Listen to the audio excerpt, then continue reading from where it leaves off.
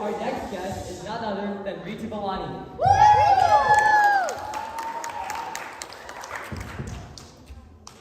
Hi everyone! So my name is Ritu, and this is my second year doing stand-up comedy at Gandhi Camp.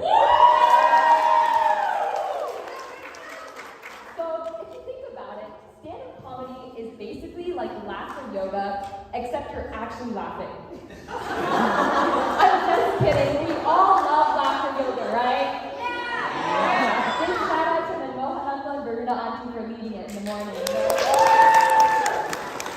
So to get everyone warmed up, I'm going to start with a small exercise. Please repeat after me. Ho, ho, ha, ha. Ho, ho, ha, ha, ha. Ho, ho, ha, ha, ha. Ho, ho, ha, ha, ha. I feel so powerful. Okay, now that you're all in a laughing mood, I have a question for you. Why are Indians so obsessed with cilantro? Like, really, why? In my house, no dish is complete unless it has a thorough sprinkling of cilantro on top. Like, you guys can relate, right? Yes. And to me, cilantro tastes like nothing, smells like nothing. I could be chewing on paper for all that I know.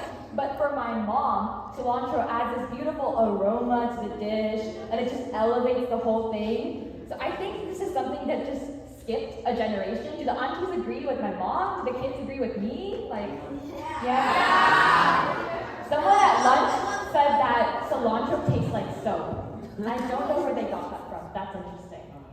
No, it does not.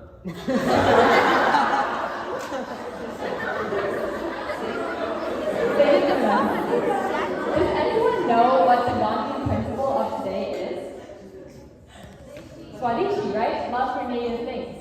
So what I'm about to talk about, I don't know if it's a native thing, but everyone loves it. Costco. In fact, people love Costco so much that there's a 1,000-piece puzzle of Costco that Kason actually got as a gift from his grandparents. Oh, he Now, the did. two most iconic things about Costco are its great deals and the samples. First, the great deals. There's no such thing as walking into Costco unless you walk out with a million other things that you didn't know you needed, but you did, right? Like cat food for the cat that you don't have, but you plan on buying soon. Also, my mom doesn't go to Costco very often, lucky for our credit card bill. But when she does, she always comes back and she brings me like new jackets, shoes, shirts, pants, pajama sets, dresses, and I'm like, I don't need these many clothes, my closet's full. And she goes, no, there is no way that I cannot buy these. Can you look at these prices? Can you see the value? You can't get this at anywhere but Costco, right? And I feel like my parents aren't the only ones who do that, because anytime you go out into the real world wearing your Costco clothes, there's like this inner circle of people who just have the same clothes as you. Like Ria's looking at me like that, because I literally came to camp. I was wearing Costco pajamas. And Ria's like, oh my god, I know those pajamas. I'm like, what? She's like, I think I have some. I'm like, show me.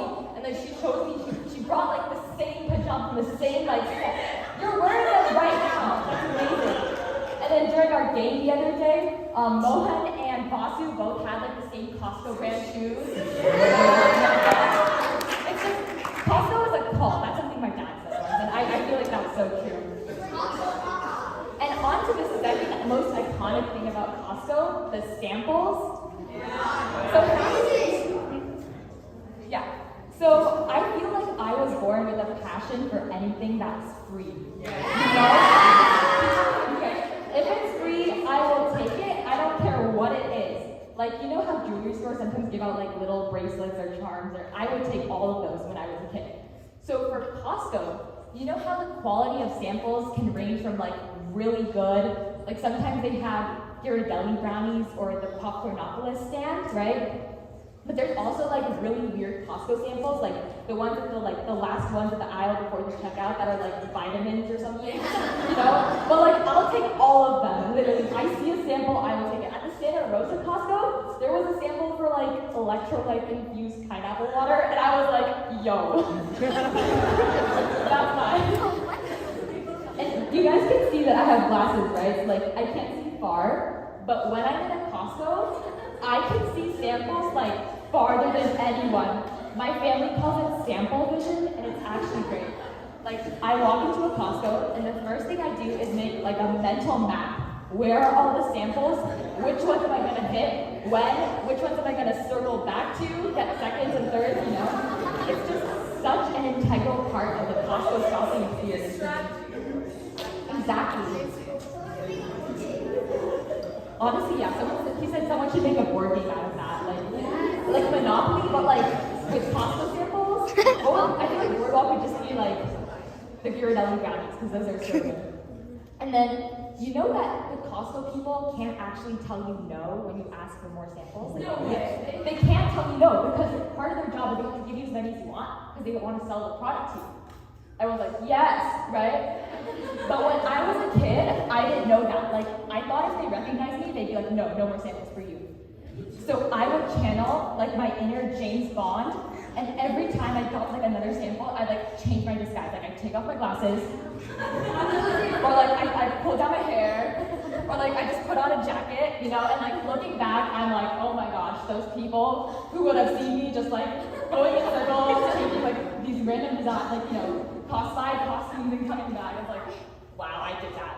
But another great thing about Costco is like, do you guys know these like Costco Facebook groups that exist? Yeah. I told my dad I was going to talk about Costco in stand-up comedy, and he's like, you have to join this group. So there's this Bay Area Costco Facebook group, and everyone's always posting about like, oh, does someone know where like this thing is at this Costco? Or like people are obsessed with the Hawaii Costcos. You know, like how Hawaii Costcos have like pineapple stuff and like really cool products. So anyways, do you know how like halfway through camp, everyone is realizing that all these people are siblings? Some people just do not look like they're siblings. So I want to just ease like some of that confusion. Stand up if you have a sibling at camp. Okay, now point at your sibling, and you can laugh at them.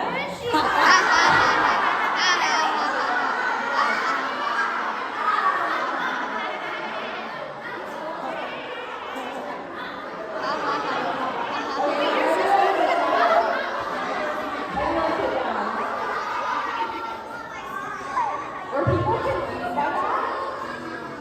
Did anyone see siblings but they didn't know we're actually siblings? Yes. Yeah. Who did you see? Or not? Okay. Because I feel like some sibling pairs, like a lot of people don't know that me and my brother are siblings until the cat and mouse game when I was like chasing him, and then I finally got him because people like let me through. That was really funny. Also, I feel like half of the camp is like cousins. And it's so funny because there's like a bunch of Patels, there's a bunch of like good Vanis like this year, and I feel every like Abe uncle, Jyoti auntie, Hema auntie, they're all like keeping track of how many people are coming. It's like a competition, you know? Sorry, what did you say, Jyoti auntie? Yeah, Balanis. We got 4 Balanis, and Gandhi Camp is really great for meeting your extended family. Like, I have second cousins here, and I have my second cousins, so it's amazing. In the words of Kason, everyone here is related, and it's making me psycho. So with that, thank you all for